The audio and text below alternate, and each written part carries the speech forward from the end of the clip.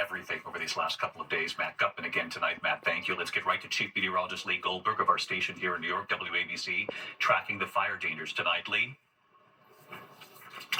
David, you could see and smell smoke here in New York City from that fire you mentioned across the Hudson in New Jersey, and conditions stay pretty poor into the start of the weekend. Severe drought across the Northeast for the first time in more than 20 years. Extreme drought across southern New Jersey. So you factor in the drought, you have the low humidity, the gusty winds. You are primed for fire formation and spread. The red flag warnings have been extended from New York City to Boston into tomorrow. Meanwhile, a storm out west is bringing blizzard conditions to parts of New Mexico, where a foot of snow near Denver and treacherous travel on the eastern side, flash flooding, and even a tornado watch in Dallas and Waco.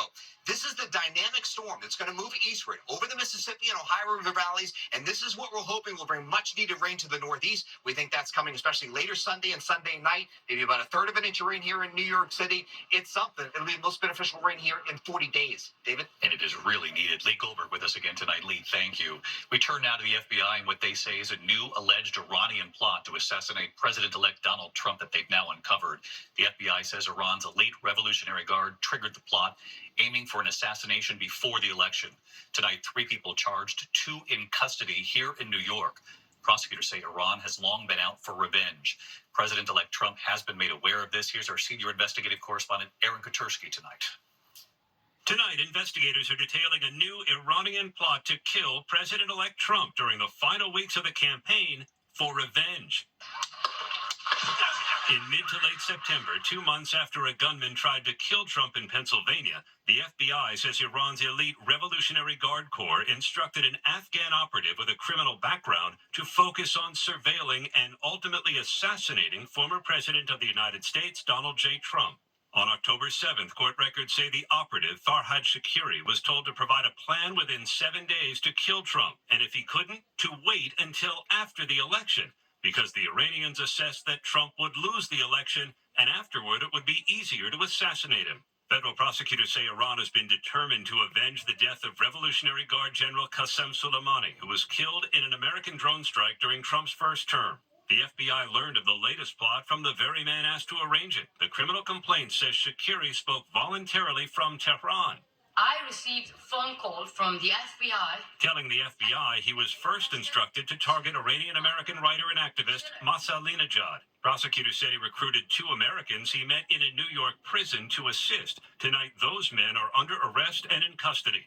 The complaint says Iran also told Shakiri to kill 2 people described as Jewish business people residing in New York City because of their support for Israel. Then he was told to put aside his other efforts and focus on Trump.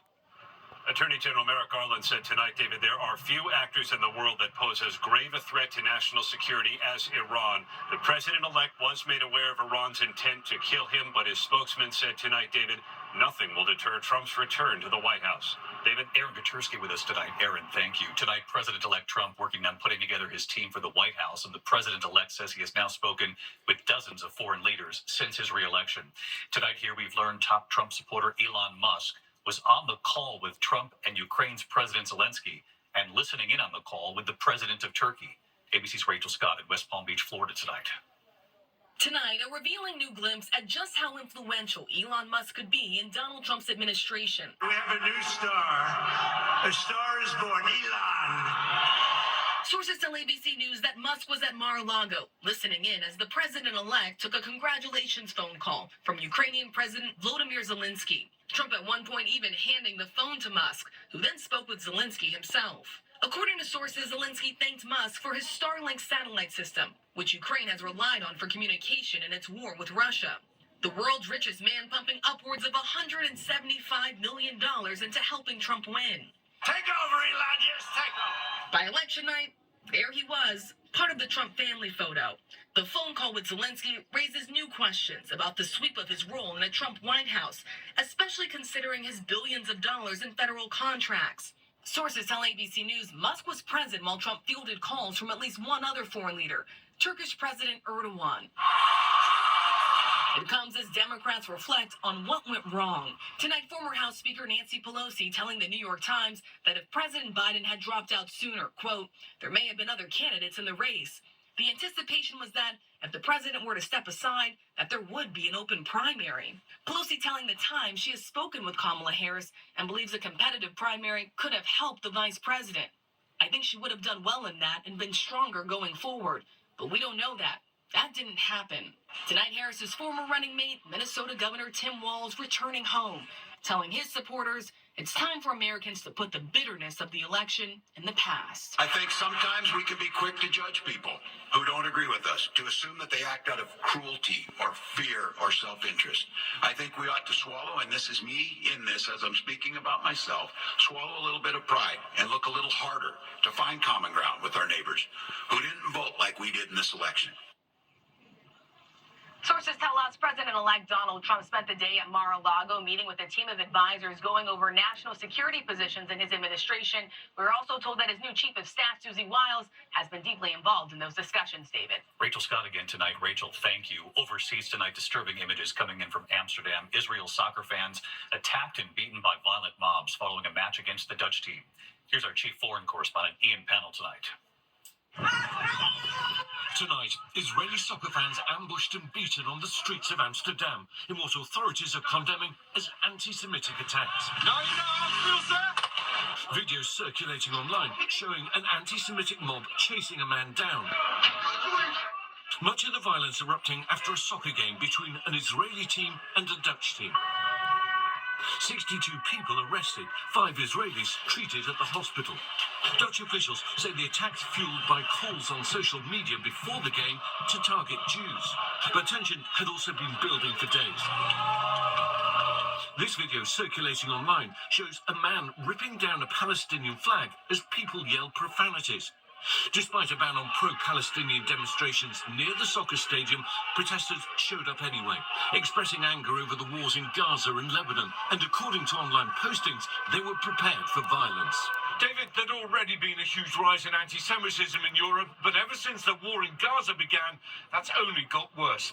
David? Ian Pannell, thank you, Ian. Back here in the U.S. tonight into a disturbing wave of racist text messages sent to Americans, including children, in at least a dozen states. The texts addressed to people using their names sent from anonymous accounts. And tonight, the FBI and authorities in several states now investigating. Here's ABC's Steve Osunsami. Federal law enforcement officials tonight say they're not sure who's sending them or if they're coming from inside or outside the United States, but confirm that racist text messages have lit up the phones of Black and brown Americans in more than a dozen states so far. And somehow the senders have the right names. The texts come from unfamiliar numbers, telling people they've been selected to pick cotton at the nearest plantation, to be ready at a certain time, and be prepared to be searched upon arrival. I kept thinking, what have I done? Why is this targeted at me? And then when I realized it was happening everywhere, it made me feel horrible, too. Jackie Bradley says this is not okay. Her 12-year-old granddaughter got one of the messages last night. I want to stop. And I want people to come together and just stop this nonsense. I mean, when you're getting kids involved, let alone people of color receiving these texts, but then you send this to a child? If you have to prosecute somebody, I don't care. Prosecute them, because this has gone too far. Some of the texts were sent through a free service called Text Now. The company says it has disabled the anonymous accounts. The NAACP tonight says it's no accident that all this is happening after the election, saying that racist groups are feeling emboldened. Top prosecutors in states like Pennsylvania, New York, North Carolina, and Alabama are all condemning this and investigating, and authorities are warning people who are getting these messages not to click on any links inside them.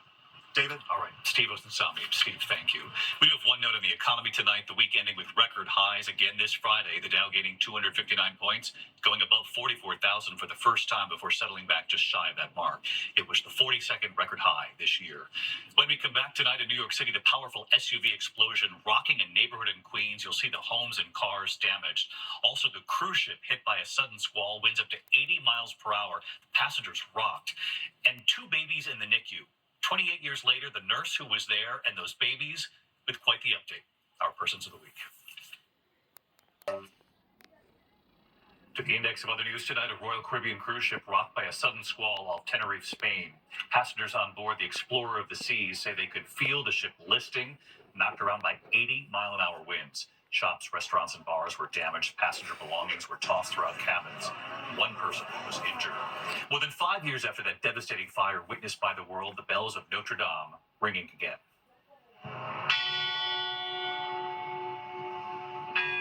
A ceremony held today revealing 3 new bells about to be installed in the cathedral. The world watching as Notre Dame was severely damaged by fire. You'll remember the spire collapsing. We took a first-hand look at the damage back then. The restoration now nearly complete. That cathedral on schedule to reopen December 8th. Incredible.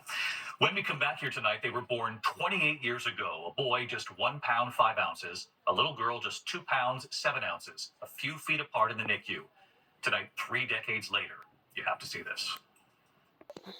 Finally tonight here are Persons of the Week. Every day in hospitals across America, the doctors and nurses hard at work in the NICU, caring for babies born premature. And tonight, proof their work leads to extraordinary full lives and forever bonds. Our Persons of the Week. Tonight in Dearborn, Michigan, a wedding celebration like none other.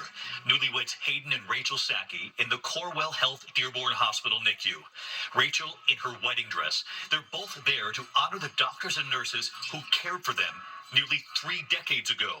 Incredibly, both of them were in the NICU 28 years ago. Here they are, both holding photos of when they were being cared for, born premature, the nurses taking care of them. The 2 families meeting during an intense and emotional time, both grateful for the care they received and the bond they would create. The newborns would be okay, the families staying in touch, getting together over the years. Rachel's family would move away, but the 2 moms would stay in touch. And when it was time for senior prom and Hayden needed a date, Rachel's mom told Hayden's mom he should ask her. The 2 went together, they began dating, and then they got engaged. And tonight, at 28 years old, they're now married. And to celebrate, the 2 wanted to go back to where it all began, the NICU, to say thank you, the hospital documenting the moment. Also there, the nurse who cared for them both. Look at the image of her with them all those years ago, Nurse Valerie Holt-Williams.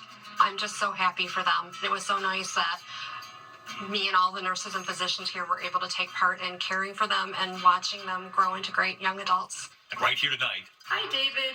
the newlyweds, Mr. and Mrs. Sacchi, and their message. We cannot thank the staff enough for their kindness, skill, and dedication. They went above and beyond to care for us. Parents of little ones in the NICU, your strength, love, and patience in these trying times are building a foundation for a brighter future. Hold on, better days are coming. And so we choose Mr. and Mrs. Sacchi, and of course, the doctors and nurses in the NICUs across this country caring for the babies. I'll see you Monday. Good night. Thank you for making World News Tonight with